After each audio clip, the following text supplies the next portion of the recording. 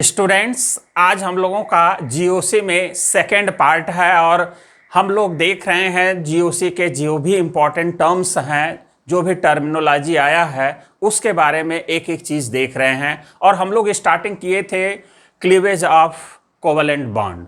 तो हम लोगों का क्लीवेज में हमने ये देख लिया था होमोलिटिक क्लीवेज कैसे होता है, ये हम लोगों का हो गया था कंडीशन के साथ। अब हम लोग देखेंगे students heterolytic cleavage of covalent bond. तो देखा जाए heterolytic cleavage of covalent bond. तो हेट्रोलिटिक बॉन्ड फिशन में अगर हम लोग स्टूडेंट्स देखें तो होता क्या है कि in this cleavage the shared paired electron goes towards from less electronegative atom to more electronegative atom. जैसे मान लें हम लोग के ए बी है और बी इसमें क्या है, जो मोर इलेक्ट्रोनेगेटिव एटम है और ये है लेस इलेक्ट्रोनेगेटिव एटम है, यानी ये है लेना और ये है मेना। तो यहां पर अगर इसका हेट्रोलिटिक बॉन्ड फिशन अगर करा दें, हेट्रोलिटिक बॉन्ड फिशन, या हम इसको क्या बोलते हैं क्लीवेज। तो देखिए होगा क्या, हमने बताया कि हेट्रोलिटिक बॉन्ड फिशन में जो है कि इलेक्ट्रॉन का जो मूवमेंट होता है फ्रॉम लेस इलेक्ट्रोनेगेटिव टू मोर, और एरो कंप्लीट एरो हम लोग दिखाएंगे। भाई ये वाला इलेक्ट्रॉन ए का है और ये वाला इलेक्ट्रॉन किसका है, बी का। तो यहां बॉन्ड टूटेगा तो ए से बी की तरफ जाएगा, तो ए से बी की तरफ जाएगा तो ए पर प्लस और बी पर क्या आ जाएगा, माइनस हो जाएगा। तो ए को हम लोग क्या बोलेंगे, इलेक्ट्रोफाइल, इलेक्ट्रोफाइल, और बी को हम लोग क्या बोलेंगे, न्यूक्लियोफाइल, न्यूक्लियोफाइल। ठीक है, ये दो चीज बन गया, इलेक्ट्रोफाइल और न्यूक्लियोफाइल। अब यहां पर ये तो क्लियर हो गया कि हेट्रोलिटिक क्लीवेज में इलेक्ट्रॉन जो मूव करेगा फ्रॉम लेस इलेक्ट्रोनेगेटिव टू मोर, तो ए जब अपना इलेक्ट्रॉन दे देगा तो ए पर प्लस और बी ले लेगा ए का, तो क्या होगा, बी पर माइनस होगा। अच्छा, अब यहां पर अगर हम लोग देखें जैसे एग्जाम्पल ले करके, तो कुछ इस तरह से होगा। जैसे मान लीजिए कि HBr है, ठीक है, और इसका हम हेट्रोलिटिक क्लीवेज कराना चाह रहे हैं, हेट्रोलिटिक क्लीवेज। तो हेट्रोलिटिक क्लीवेज में देखिए क्या होगा, हाइड्रोजन अपना इलेक्ट्रॉन देगा और ब्रोमीन उस इलेक्ट्रॉन को एक्सेप्ट करेगा, तो बनेगा H+ और Br-। क्लियर। तो अब यहां पर H+ को हम क्या बोलेंगे, इलेक्ट्रोफाइल, और बी को आने के Br- को क्या बोलेंगे, न्यूक्लियोफाइल। अब यहां पर अगर आगे देखें हम लोग, ये तो हो गया कि हेट्रोलिटिक बॉन्ड फिशन होगा तो ऐसे होगा। अच्छा, अगर मान लीजिए कि इस तरह से अगर होता, मान लीजिए CH3 C double bond O है, ठीक है, तो यहां पर अगर हमको, जैसे अगर यहां पर हम H ले लें, यहां नीचे H भी कर देते हैं, तो इसका अगर हेट्रोलिटिक बॉन्ड फिशन कराना हो तो क्या होगा, ये CHO है, तो देखिए हम यहां पर है लेस इलेक्ट्रोनेगेटिव एटम ये है, ये मोर है, तो आप ऐसे दिखाएंगे। ठीक है, तो ये कन्वर्ट हो जाएगा क्या, CH3 CH, इस पर प्लस O-, इसी पर प्लस और माइनस चार्ज डेवलप हो गया। ठीक है, ऐसे ही हम लोगों को कराना है। तो अब जैसे मान लीजिए कि CH3 CH2 CN है, ठीक है, तो अगर हम यहां से अगर करा देते हैं, इसको अगर कराते हैं, ठीक है, तो अगर ये टूटता है तो किस में टूटेगा, CH3 CH2 प्लस और CN-।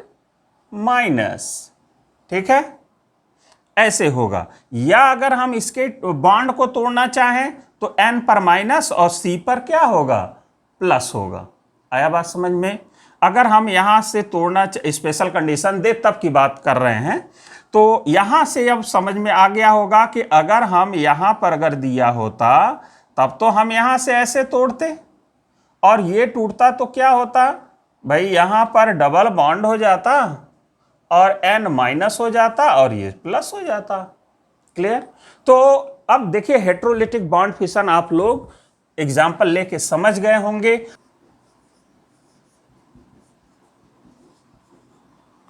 कंडी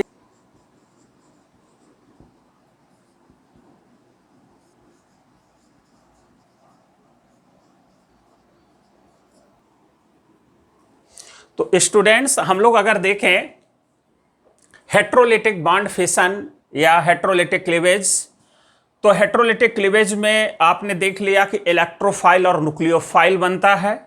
लेकिन यहां पर अगर हम इनके कंडीशंस की बात करें कि कंडीशन क्या होगा, क्या हम ऐसा कुछ देखेंगे कि हेट्रोलिटिक बॉन्ड फिशन कराएंगे।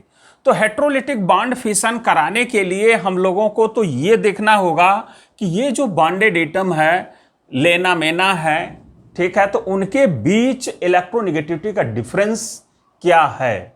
मतलब अगर इलेक्ट्रोनेगेटिविटी का डिफरेंस है तभी संभव है कि हेट्रोलिटिक बॉन्ड फिशन होगा, ठीक है।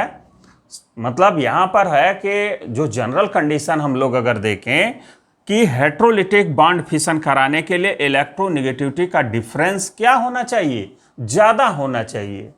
अगर ये इलेक्ट्रोनेगेटिविटी का डिफरेंस ज्यादा है तभी आप क्या कराएंगे, हेट्रोलिटिक क्लीवेज कराएंगे। और दूसरा कंडीशन ये है कि रिएक्शन जो होगा वो सनलाइट और ऑर्गेनिक पेरोक्साइड के ऑब्सेंस में होगा, सनलाइट और ऑर्गेनिक पेरोक्साइड के ऑब्सेंस में होगा। तीसरा कंडीशन यह है कि टेम्परेचर कैसा होना चाहिए, यहां टेम्परेचर कम होना चाहिए, तभी हेट्रोलिटिक बॉन्ड फिशन होगा, इलेक्ट्रोफाइल न्यूक्लियोफाइल जनरेट होगा। मींस लेस इलेक्ट्रोनेगेटिव एटम अपना मोर इलेक्ट्रोनेगेटिव एटम को इलेक्ट्रॉन डोनेट करेगा। क्लियर। अब यहां पर सॉल्वेंट कैसा होना चाहिए, हम इसको लेंगे तो किस सॉल्वेंट में, इस सबस्ट्रेट को लेंगे तो किस सॉल्वेंट में लेंगे, तो होना चाहिए पोलर। तो सॉल्वेंट कैसा होना चाहिए, पोलर होना चाहिए, तभी आपका हेट्रोलिटिक बॉन्ड फिशन होगा। तो हेट्रोलिटिक बॉन्ड फिशन के लिए क्या क्या कंडीशन हो गया, एक बार फिर से देख लेते हैं। पहला तो यह हो गया कि इलेक्ट्रोनेगेटिविटी का डिफरेंस ज्यादा होना चाहिए, इनके बीच इलेक्ट्रोनेगेटिविटी का डिफरेंस, इनके बीच इलेक्ट्रोनेगेटिविटी का डिफरेंस क्या होना चाहिए, ज्यादा होना चाहिए।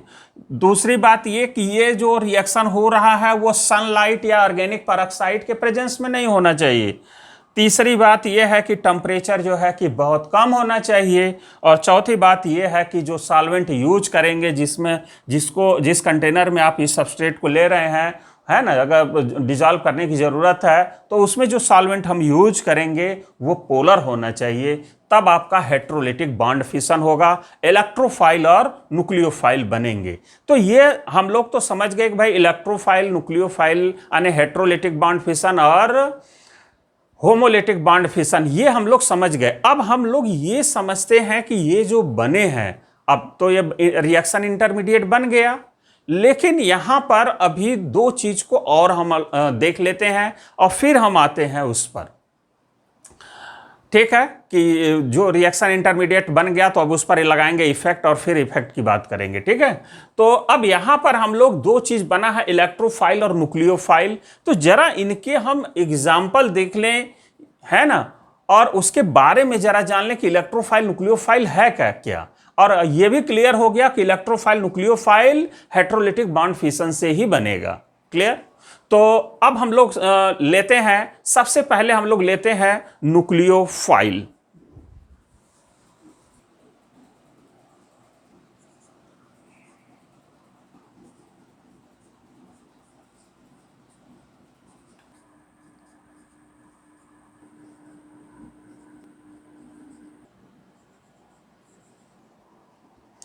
तो स्टूडेंट्स अगर हम लोग देखें न्यूक्लियोफाइल के बारे में, तो न्यूक्लियोफाइल है क्या चीज।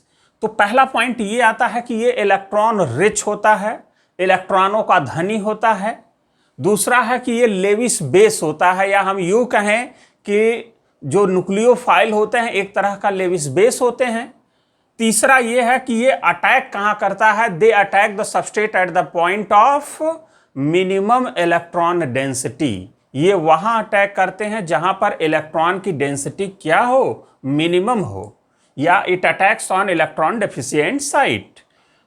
अगर हम लोग आगे देखें तो ये दो तरह का होगा।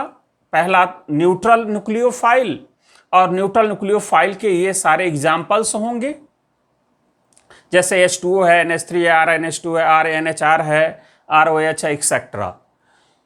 चार्ज्ड न्यूक्लियोफाइल में अगर हम लोग देखें तो R minus Cl minus Br minus, ये सब आपके क्या हैं, चार्ज्ड न्यूक्लियोफाइल हैं।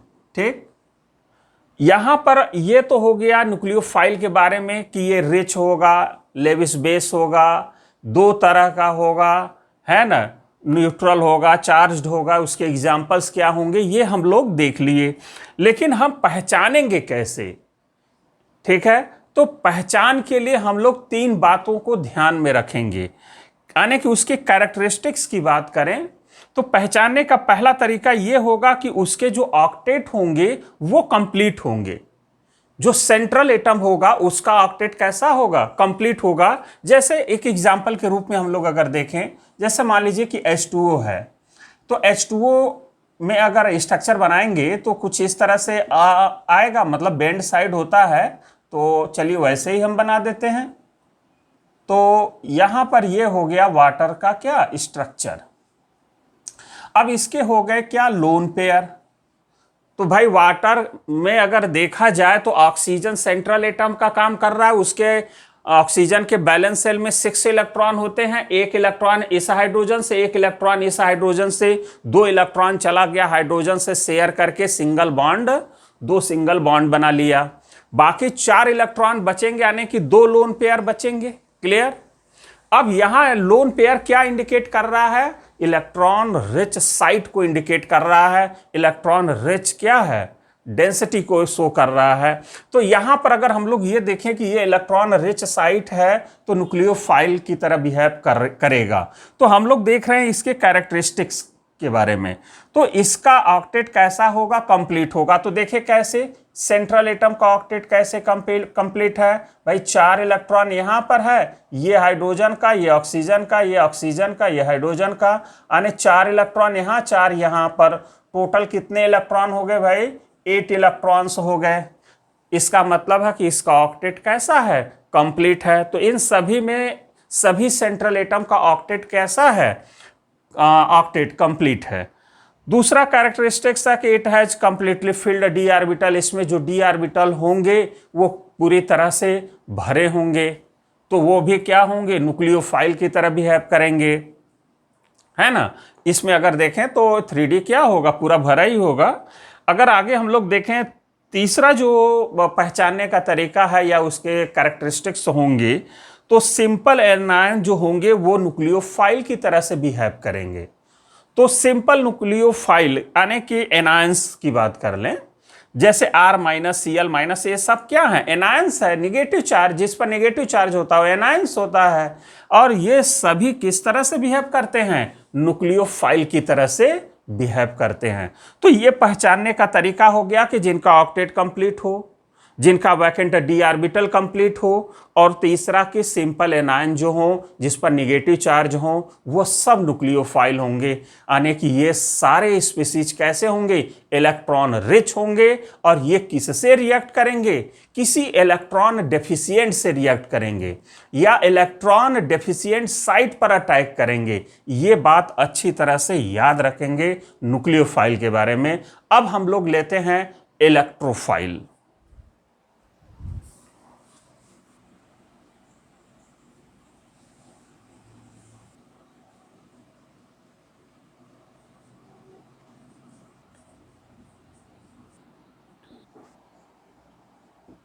तो स्टूडेंट्स हम लोग अगर देखें इलेक्ट्रोफाइल, तो इलेक्ट्रोफाइल को मतलब कि जनरली हम लोग E+ से रिप्रेजेंट करते हैं, जैसे न्यूक्लियोफाइल को Nu- से। क्लियर? तो इलेक्ट्रोफाइल है क्या चीज, इलेक्ट्रोफाइल होता है इलेक्ट्रॉन डेफिशिएंट स्पीसीज, जिस पर इलेक्ट्रॉन की कमी हो उसको हम इलेक्ट्रोफाइल कहते हैं। ठीक, अब यहां पर ये तो क्लियर है कि इलेक्ट्रोफाइल इलेक्ट्रॉन डेफिशिएंट होता है, लेकिन लेविस एसिड जो होते हैं वो जनरली इलेक्ट्रोफाइल की तरह से बिहेव करते हैं, वो भी इलेक्ट्रॉन डेफिशिएंट होते हैं। तीसरा अगर हम लोग देखें कि ये अटैक कहां करता है, तो they attack the substrate at the point of maximum electron density, ये वहीं पर अटैक करेंगे जहां पर इलेक्ट्रॉन की डेंसिटी ज्यादा हो। क्यों भाई? क्योंकि ये इलेक्ट्रॉन डेफिशिएंट है, तो हमेशा कहां अटैक करेंगे? रिच साइट पर अटैक करेंगे। इस बात को जरूर याद रखेंगे, ठीक है। अब यहां पर अगर हम लोग देखें कि ये दो तरह का होगा, ठीक। अब दो तरह का होगा, तो ये दो तरह का, न्यूट्रल इलेक्ट्रोफाइल और चार्ज्ड इलेक्ट्रोफाइल। न्यूट्रल इलेक्ट्रोफाइल और चार्ज्ड इलेक्ट्रोफाइल दो तरह का हो गया। अब इसके एग्जाम्पल क्या है? BF3 है, BeCl2 है, AlCl3, SO3, Fe, FeCl3 etcetera, ये सब क्या है? इलेक्ट्रोफाइल हैं। यहां पर इलेक्ट्रोफाइल की ये भी सब एग्जाम्पल्स हैं, और वो भी न्यूट्रल। तो हम यहां पर ये देख रहे हैं कि order of reactivity of Lewis acid as a catalyst किसमें यूज किया जाता है? फ्रीडल क्राफ्ट रिएक्शन में। जैसा आप जानते हैं कि फ्रीडल क्राफ्ट रिएक्शन दो तरह का होता है, फ्रीडल क्राफ्ट एल्काइलेशन और फ्रीडल क्राफ्ट एसाइलेशन। तो उसमें जो कैटलिस्ट के रूप में यूज किया जाता है एनहाइड्रस AlCl3, तो वो कैसा होता है? न्यूट्रल इलेक्ट्रोफाइल होता है, ठीक है।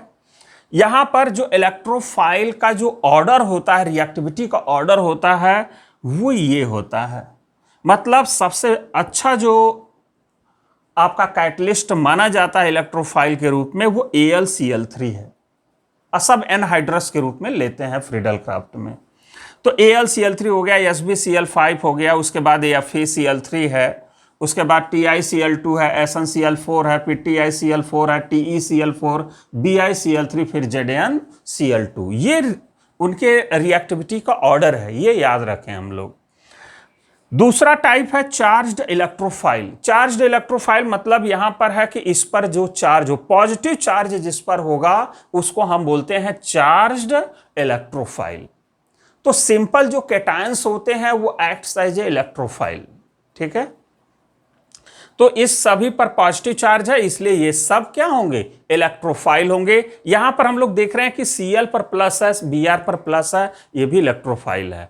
जबकि हम लोग अभी तो जानते हैं कि भाई Cl पर माइनस, Br पर माइनस होता है ना। लेकिन यहां पर देखेंगे हम लोग अभी आगे कि कैसे ये जनरेट होता है। तो यहां पर ये तो आपने क्या देख लिया, इलेक्ट्रोफाइल के क्या क्या खास कैरेक्टरिस्टिक्स हैं। लेकिन यहां पर अगर हम लोग देखें तो एक पॉइंट बहुत इंपॉर्टेंट लिखा गया है कि Lewis acid act as a electrophile. तो अब हम लोग जरा लेविस एसिड के बारे में जरा जाने कि लेविस एसिड के बारे में, यानी लेविस एसिड एक तरह का इलेक्ट्रोफाइल है, तो जरा उसके बारे में देखें। अब जैसे यहां पर अगर हम लोग देखें तो ये लेविस एसिड ही है भाई, ये सब क्या है? लेविस एसिड है, इलेक्ट्रॉन डेफिशिएंट है, ठीक है। लेकिन इनके कैरेक्टरिस्टिक्स, जैसे हम लोग न्यूक्लियोफाइल को समझने के लिए हमने खास कैरेक्टरिस्टिक्स आपको 3 पॉइंट में बताया, वैसे ही यहां पर भी हम लोग इलेक्ट्रोफाइल को हम कैसे समझेंगे, या लेविस एसिड है भाई, लेविस एसिड है तो इलेक्ट्रोफाइल है, इलेक्ट्रोफाइल है तो लेविस एसिड है, ये तो समझ रहे होंगे। तो उसको पहचानने का क्या तरीका होगा, पहले वो देखते हैं। मीन्स कैरेक्टरिस्टिक्स ऑफ इलेक्ट्रोफाइल या लेविस एसिड।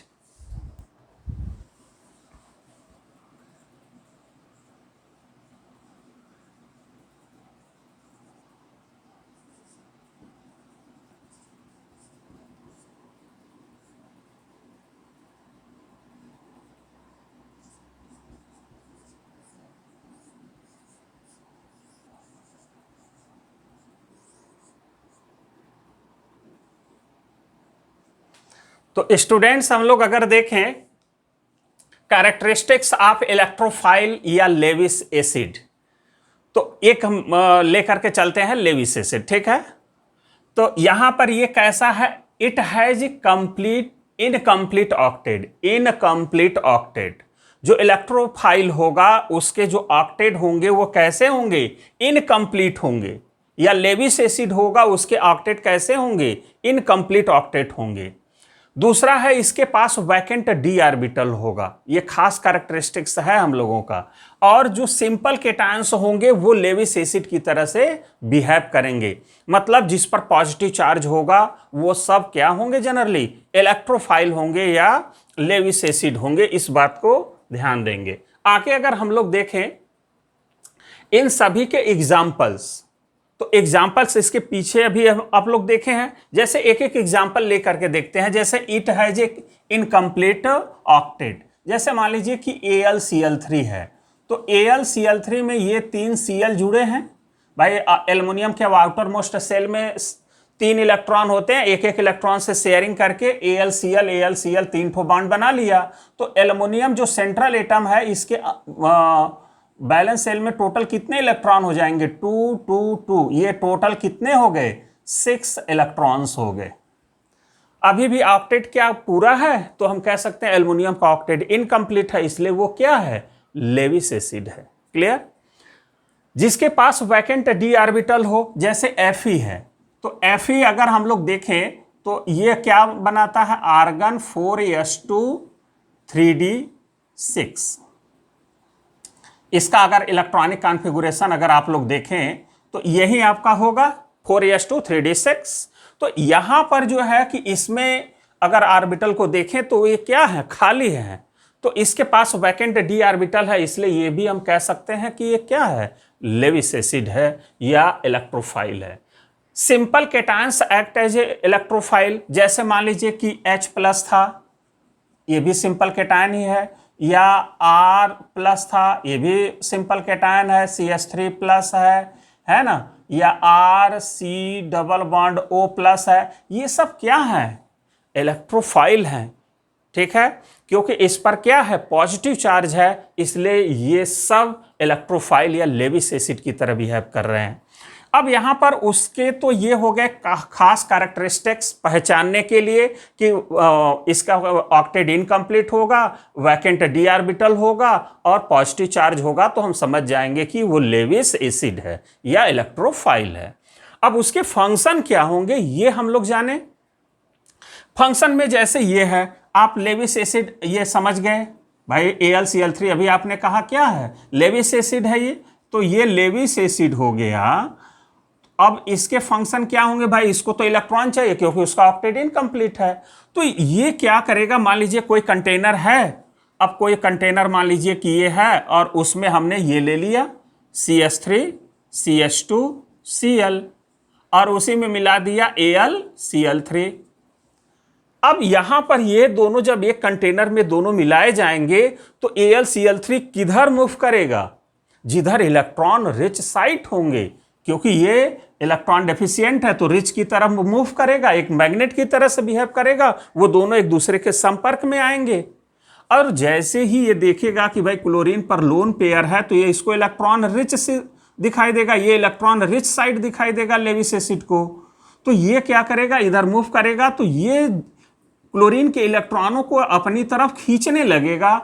तो क्या होगा कि C और Cl के बीच में क्या होगा, खिंचाव होगा, टेंशन डेवलप करेगा, जिसकी वजह से बॉन्ड क्या होगा, टूट जाएगा, इस पर प्लस हो जाएगा, इस पर माइनस हो जाएगा, ये माइनस और ये मिलके AlCl4 निगेटिव बना लेंगे और ये बन जाएगा CH2+, क्योंकि कार्बन अपना इलेक्ट्रॉन, ये वाला इलेक्ट्रॉन Cl को दे दिया क्योंकि उसमें खिंचाव हुआ, टूट गया बॉन्ड। अब यहां बन गया इलेक्ट्रोफाइल न्यूक्लियोफाइल। तो आपने देख लिया लेविस एसिड का फंक्शन क्या है, तो 2 फंक्शन इसके याद रखें कि ये न्यूक्लियोफाइल का एक्सेप्टर होता है और इलेक्ट्रोफाइल का जनरेटर होता है, जैसा आप लोग यहां देख रहे हैं। तो 2 मेन फंक्शन, ये क्या हो गया, पहला फंक्शन क्या समझेंगे कि न्यूक्लियोफाइल का एक्सेप्टर, देखिए Cl- को एक्सेप्ट किया तो लेविस एसिड न्यूक्लियोफाइल का एक्सेप्टर होगा और इलेक्ट्रोफाइल का जनरेटर होगा। ये 2 पॉइंट हमेशा याद रखेंगे।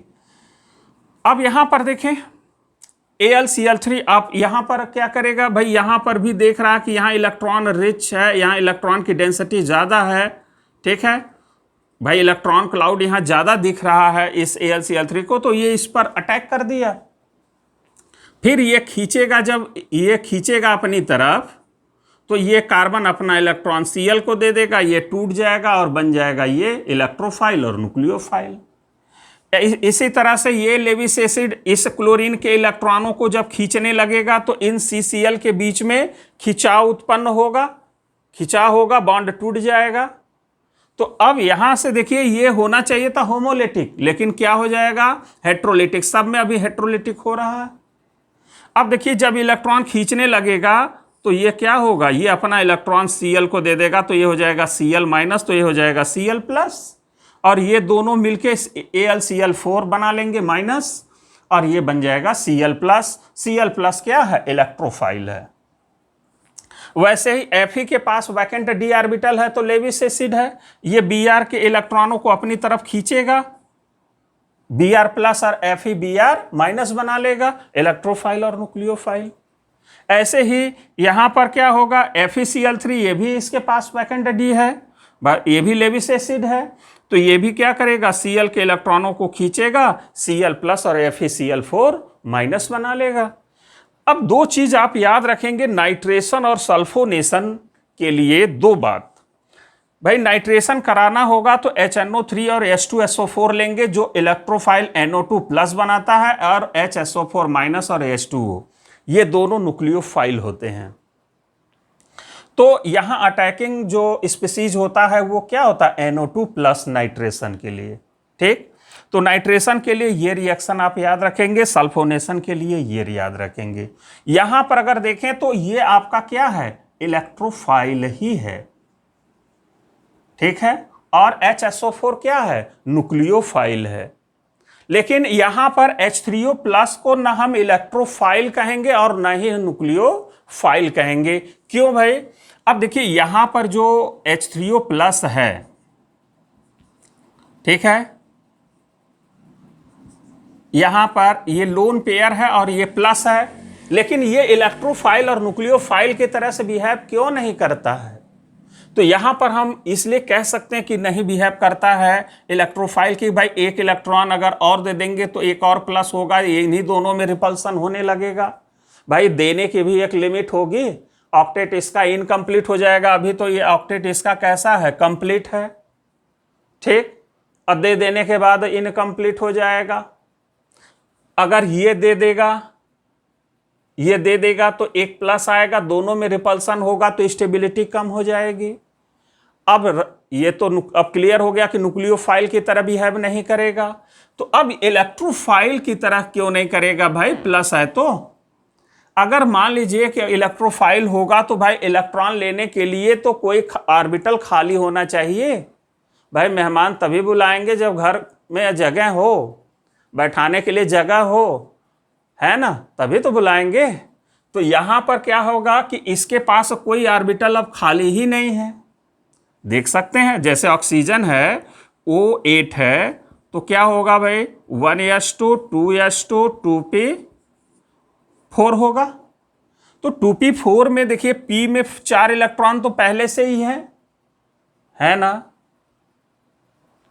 अच्छा अब देखिए यहां पर ऑक्सीजन में अब देखिए कितने हैं, 4 p में है और 2 s में, टोटल 6 इलेक्ट्रॉन बाहरी सेल में है। क्लियर। अब बाहरी सेल में 6 इलेक्ट्रॉन है। अब देखिए यहां पर टोटल कितने हो गए हैं, सेंट्रल एटम के आउटर मोस्ट सेल में 2 2 4 2 6 2 8 इलेक्ट्रॉन तो भर चुके हैं। तो क्या अब कोई इसमें ऑर्बिटल खाली है? 8, अगर अब 2 इलेक्ट्रॉन और ले लिया, 8 इलेक्ट्रॉन भर गया, तो अब तो कोई इलेक्ट्रॉन ले नहीं सकता है। जब ले नहीं सकता है तो कैसे ये बिहेव कर सकता है इलेक्ट्रोफाइल की तरह? इसका मतलब H3O प्लस न इलेक्ट्रोफाइल हुआ ना न्यूक्लियोफाइल हुआ। अब आगे बढ़ते हैं कि ये चीजें आप याद रखेंगे अपने दिमाग में बैठा करके। अब हम लोग एक रिएक्शन लेते हैं, किसका? एक फ्रीडल क्राफ्ट, जैसा इसमें इसके पहले आया था टर्म फ्रीडल क्राफ्ट रिएक्शन। तो एक फ्रीडल क्राफ्ट रिएक्शन लेते हैं और उसमें देखते हैं कि लेविस एसिड का फंक्शन क्या है और वो रिएक्शन में किस तरह से काम करता है, या आप किसी भी लेविस एसिड को किस तरह से यूज करेंगे, है ना, या किसी चीज को कैसे अटैक कराएंगे, आप कैसे सोचेंगे, वो सोचने का पूरा तरीका आपको हम बताते हैं। ठीक है, तो हम लोग लेते हैं फ्रीडल क्राफ्ट एल्काइलेशन या एसिलेशन को, उसमें से कोई एक ले सकते हैं हम लोग, ठीक है। तो एल्काइलेशन ले लेते हैं हम लोग, लेकिन दो चीज याद रखिएगा फंक्शंस में कि लेविस एसिड न्यूक्लियोफाइल का एक्सेप्टर, इलेक्ट्रोफाइल का जनरेटर होता है। आगे देखते हैं फ्रीडल क्राफ्ट एल्काइलेशन। तो स्टूडेंट्स हम लोग अगर देखें फ्रीडल क्राफ्ट एल्काइलेशन, ध्यान से आप लोग समझिएगा कि कैसे हम लोग कोई रिएक्शन सॉल्व करेंगे या उसके प्रोडक्ट को कैसे बनाएंगे, है ना। एक तरीका बता रहे हैं और बाकी तो धीरे धीरे आप ढेर सारे तरीके सीखेंगे और सारे तरीके अगर आप जान लेंगे तो फिर आपको कभी भी कोई दिक्कत नहीं होगा, ठीक। तो अब यहां पर हम लोग देखें कि यहां पर फ्रीडल क्राफ्ट रिएक्शन ये दिया गया है और यहां पर लिया गया है बेंजीन और ये है इथाइल क्लोराइड, ये एनहाइड्रस AlCl3 और प्रोडक्ट बन गया इथाइल बेंजीन और HCl बाहर। तो यहां पर जरा हम लोग देखें कि ये क्या है, आपका लेविस एसिड है। ये देख करके ही हम लोग पहचान गए कि ये लेविस एसिड है, लेकिन ये कैसे बना होगा प्रोडक्ट, यही हम लोगों को समझना है। तो इसको समझने के लिए देखिए हम लोग ऐसे समझते हैं।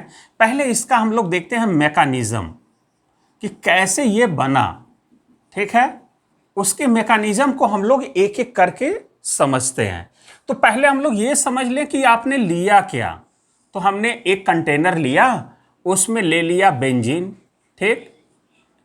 चलिए ये हमने ले लिया बेंजीन और उसमें मिला दिया क्या, CH3 CH2 Cl, ethyl chloride मिला दिया और AlCl3 मिला दिया, AlCl3 मिला दिया, ठीक। अब यहां पर हम लोगों को देखना है कि प्रोडक्ट में क्या बनेगा। तो पहले प्रोडक्ट में क्या बनेगा ये समझने के लिए हम लोग ये इनके नेचर के बारे में जरा जान जाएं कि कौन कैसा है। तो आप ये समझ गए कि AlCl3 लेविस एसिड है, मीन्स इलेक्ट्रोफाइल है ये, ठीक है। Lewis acid means electrophile, electron deficient है, इनको इलेक्ट्रॉन चाहिए। बाकी यहां पर अगर देखें तो इन सभी के ऑक्टेट कंप्लीट है सेंट्रल एटम के, ठीक। इसके भी सभी एटम के ऑक्टेट कैसे हैं, कंप्लीट हैं। तो जिनके ऑक्टेट कंप्लीट होते हैं वो लेविस बेस होते हैं या न्यूक्लियोफाइल होंगे या इलेक्ट्रॉन रिच होंगे। अब यहां पर क्या होगा भाई, यहां पर हम लोग कह सकते हैं कि ये जो Al होगा ये इलेक्ट्रॉन डेफिशिएंट इसलिए है क्योंकि इसका ऑक्टेट इनकम्प्लीट है, ठीक। तो अब ये हो गया रिच, ये हो गया रिच, अब ये हो गया डेफिशिएंट। लेकिन ऑर्डर क्या होगा वो जो जरा हम लोग जान लें। बेसिसिटी का हमने एक वीडियो बनाया है जो यूट्यूब पर आप लोग देखते होंगे, उसमें बेसिसिटी में हम एक ऑर्डर बताए हैं कि सबसे ज्यादा इलेक्ट्रॉन रिच साइट किसको मानते हैं, निगेटिव चार्ज को, फिर लोन पेयर को, और लोन पेयर नहीं है तो डबल बॉन्ड को, डबल बॉन्ड नहीं है तब सिंगल बॉन्ड को। ये ऑर्डर ऑफ क्या है, ऑर्डर ऑफ बेसिसिटी, ठीक है। आने के इलेक्ट्रॉन रिच साइट का ऑर्डर है। तो सबसे ज्यादा रिच ये है, फिर ये है, फिर ये है, फिर ये है, ठीक है।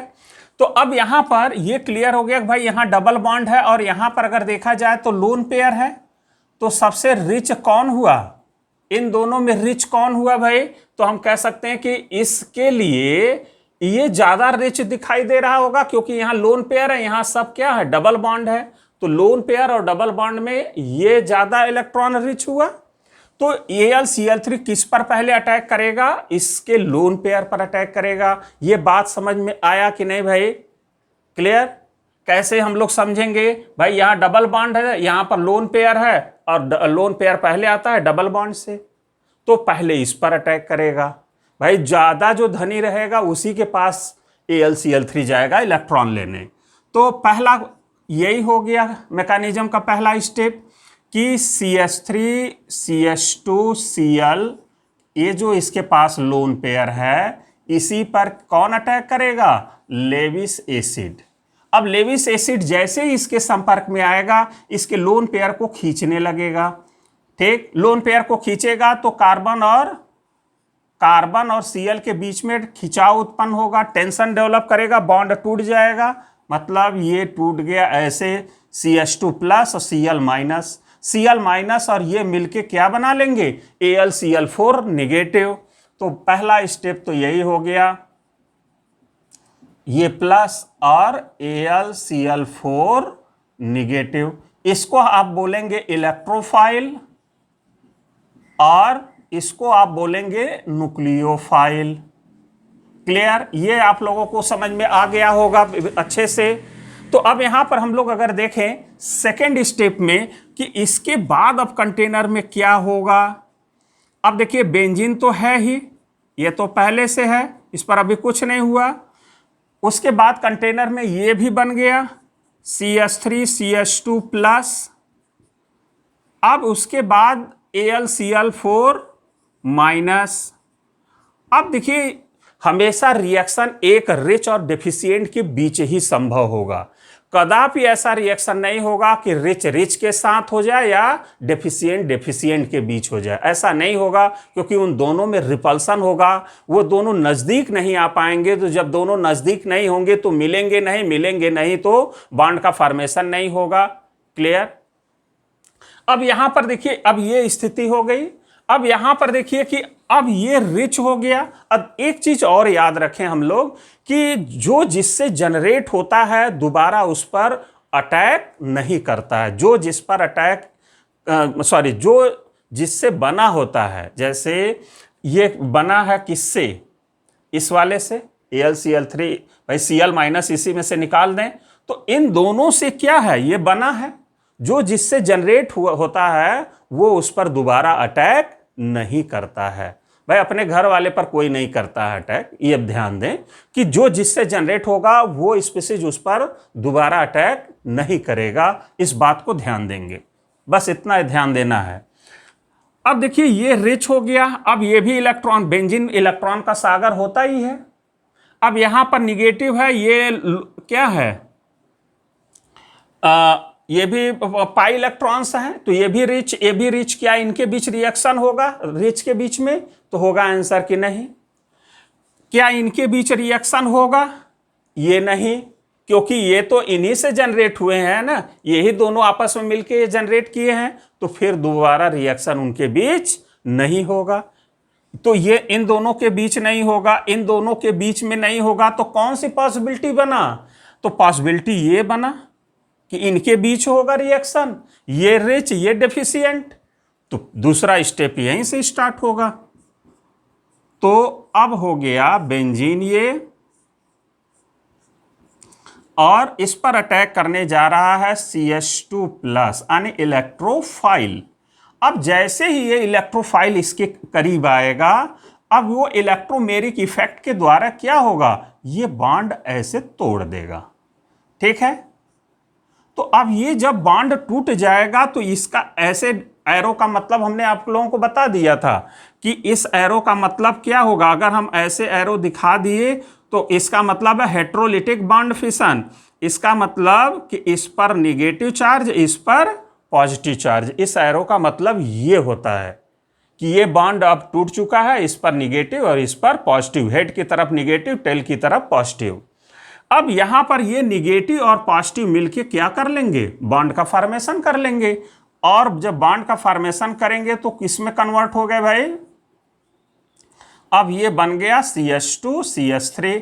अब भाई ये जब कार्बन अपना इलेक्ट्रॉन इसको दिया होगा तभी तो यहां निगेटिव बना होगा, तो इस पर क्या आएगा, पॉजिटिव चार्ज। भाई ये टूटा तो ये पॉजिटिव चार्ज रहेगा ना यहां पर। ठीक, अब देखिए क्या होगा, क्या ये स्टेबल है? तो हम कहेंगे कि अभी नहीं, इसका ऑक्टेट इनकम्प्लीट है। तो अब ये कार्बन कैसा, पॉजिटिव चार्ज आते ही इसकी इलेक्ट्रोनेगेटिविटी बढ़ गया, तो ये इस कार्बन के इलेक्ट्रॉन को अपनी तरफ खींचने लगता है। तो ये कार्बन क्या करता है कि भाई यहां पर CH बॉन्ड होता है, सभी पर CH बॉन्ड है, तो इस हाइड्रोजन के इलेक्ट्रॉन को ये कार्बन खींचने लगता है ऊपर। तो इनके बीच में टेंशन डेवलप होता है, तो ये हाइड्रोजन क्या करता है, अपना इलेक्ट्रॉन इस कार्बन को दे देता है, इस कार्बन को। मतलब जो बॉन्ड ऐसे था वो ऐसे शिफ्ट कर गया, ऐसे। तो ये इलेक्ट्रॉन जब यहां आएगा तो इस इलेक्ट्रॉन से और यहां के इलेक्ट्रॉन से क्या होगा, बॉन्ड बन जाएगा। तो ये कन्वर्ट हो गया किसमें, ये कन्वर्ट हो गया इसमें। अब यहां हो गया डबल बॉन्ड, और ये हो गया CH2CH3 और प्लस H+ बाहर, H+ बाहर हो गया। ये बात समझ में आया भाई? ये अपना इलेक्ट्रॉन दे देगा तो ये H+ हो जाएगा और यहां पर हो जाएगा क्या, डबल बॉन्ड हो जाएगा, H+ बाहर। अब देखिए कि अब उस कंटेनर में क्या हुआ होगा। अब देखिए यहां पर बन गया क्या, अब आप लोग समझ गए होंगे कि इथाइल बेंजीन बन गया, उसमें AlCl4 माइनस है, AlCl4 क्या है, माइनस है और H+ है। देख लीजिए ये है और ये होगा, ये वाला होगा भाई, ये दोनों होंगे और ये होगा, यही बचा होगा उस कंटेनर में। अब देखिए किनके बीच रिएक्शन होगा, इसमें सभी के ऑक्टेट पूरा मतलब इलेक्ट्रॉन रिच, ये भी इलेक्ट्रॉन रिच, तो डेफिशिएंट ये हुआ। और ये दोनों तो अब यहां पर अगर हम लोग देखें H+ और ये तो अभी दोनों इसी से जनरेट हुआ है H+, तो ये इस पर अटैक नहीं कर सकता है, H+ इस पर अटैक नहीं कर सकता क्योंकि इसी से ये बाहर निकला है। अच्छा, तो जब ये नहीं अटैक करेगा, ये इस पर अटैक नहीं करेगा, तो H+ और AlCl4 के बीच में रिएक्शन संभव होगा। तो अगला स्टेप हम लोग अब देखें, तीसरा स्टेप। तो तीसरे स्टेप में क्या हो गया कि CH2CH3 ये तो बना ही है आप लोगों का, सॉरी ये तो बना ही है, बन गया प्रोडक्ट। अब यहां पर किसके बीच होना है, H+ और AlCl4 निगेटिव, Cl4 निगेटिव भाई उस कंटेनर में अब यह इन्हीं के बीच में संभव है। तो अब यहां पर क्या होगा कि इसके अंदर क्या है, Cl-, अब Cl- और H+ मिलके HCl बना लेंगे और फिर AlCl3 बाहर, बन गया प्रोडक्ट जो बनाना था। तो ये इसका मैकेनिज्म होगा। इस तरह से हम लोग किसी भी रिएक्शन को सॉल्व करने की कोशिश करेंगे। खास ध्यान क्या देना है कि एक रिच डेफिशिएंट पर अटैक करेगा या एक डेफिशिएंट रिच पर जाकर के अटैक करेगा, इस बात को हमेशा ध्यान देना है। रिच डेफिशिएंट को जोड़ना है। यही हमने करके ये आपका क्या किया, प्रोडक्ट बना दिया। अब यहां पर एक कंफ्यूजन जरूर आपको ये समझ में आ रहा होगा कि आखिर जो है AlCl3 को इलेक्ट्रॉन जब वापस आने की इससे Cl- निकल ही जाना था, तो फिर लिया क्यों Cl- AlCl3? तो उसका रीजन थोड़ा सा एक कहानी के रूप में समझ लेते हैं, ठीक है, बस थोड़ा सा। जैसे मान लीजिए कि AlCl3 था, AlCl3 को हम एक घर का मकान मालिक मान लेते हैं, ठीक है। इसके पास हम लोग ये मान लेते हैं कि इसके पास फ्लैट है, AlCl3 का ये फ्लैट है और इसमें 4 फ्लैट हैं, ठीक है।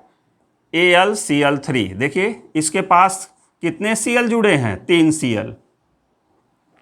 अब यहां पर एक Cl इसमें है, एक फ्लैट में, ये दूसरे फ्लैट में, ये तीसरे फ्लैट में, ये चौथा वाला फ्लैट खाली है और चौथा ये AlCl3 भरना चाहता है। अब ये किसी किराएदार को खोज रहा है कि कोई किराएदार मिलेगा तो इसमें भी भर लेंगे, क्योंकि ये खाली है, क्योंकि इसका ऑक्टेट इनकम्प्लीट है, अब भरना चाहता है। तो एक दिन जो है घूमते हुए आया एक किराएदार, और कहां से आया भाई? भाई ये जनरेट किससे हुआ था, CH2CH3 से, है ना। तो ये टूट करके जनरेट हुआ Cl-। तो ये Cl- जैसे ही इसके संपर्क में आया AlCl3 के, ये एल्युमिनियम है, एल्युमिनियम के ही ये फ्लैट है जिसमें ये 3 किराएदार पहले से ही हैं। अब ये खाली था और ये इसके संपर्क में आया तो ये Cl को दिखाई दिया कि यहां फ्लैट खाली है।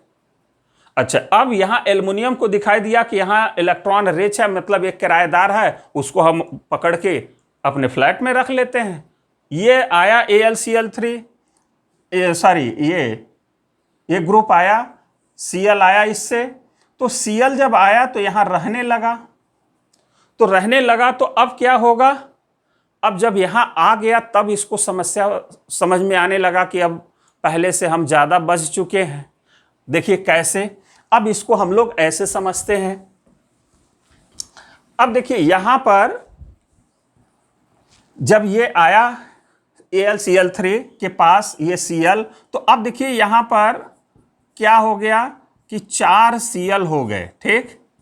और पहले से ही सबके पास क्या थे, लोन पेयर थे, यहां पर भी लोन पेयर। तो हम लोग यहां पर देखें कि ये एल्युमिनियम से 4 क्लोरीन जुड़े हैं और सबके पास लोन पेयर हैं। इस लोन पेयर को अगर हम बाल बच्चे समझ लें तो इनके बाल बच्चे में क्या होगा, आपस में रोज झगड़ा होगा कि नहीं भाई, आने की इनके इलेक्ट्रॉनों में रिपल्सन होगा, एनर्जी बढ़ेगी, स्टेबिलिटी क्या होगा, कम हो जाएगा। तो यहां पर जब यहां पर इनके लोन पेयर में रिपल्सन होगा तो क्या होगा, एनर्जी बढ़ेगी, स्टेबिलिटी कम हो जाएगी। तो अब इसी स्टेबिलिटी से ये परेशान हो गया कि भाई रोज इनके बाल बच्चों में झगड़ा हो रहा है, मतलब रिपल्सन हो रहा है, एनर्जी बढ़ रही, स्टेबिलिटी कम है। तो ये Cl के दिमाग में ये विचार आया कि अब हमको क्या करना चाहिए, दूसरे फ्लैट में जाना चाहिए जहां बाल बच्चे हो ही ना। तो एक दिन इनके संपर्क में H+ आया, जहां पर एक फ्लैट खाली है, देखिए ये प्लस है ना, एक फ्लैट खाली है। तो ये Cl अपना बोरिया बिस्तर उठाया और इसके पास चला गया। फिर ये किस में कन्वर्ट हो गया, AlCl3 के रूप में बाहर हो गया और ये बना लिया क्या, HCl बना लिया, है ना। तो अब AlCl3 फिर वही खोजेगा किराएदार, फिर रखेगा, फिर रिपल्सन होगा, फिर बाहर होंगे, इस तरह से प्रोडक्ट बनते रहेंगे। तो स्टूडेंट, इस वीडियो के लिए इतना ही, फिर हम लोग अगले वीडियो में मिलेंगे, ठीक है। ओके, धन्यवाद।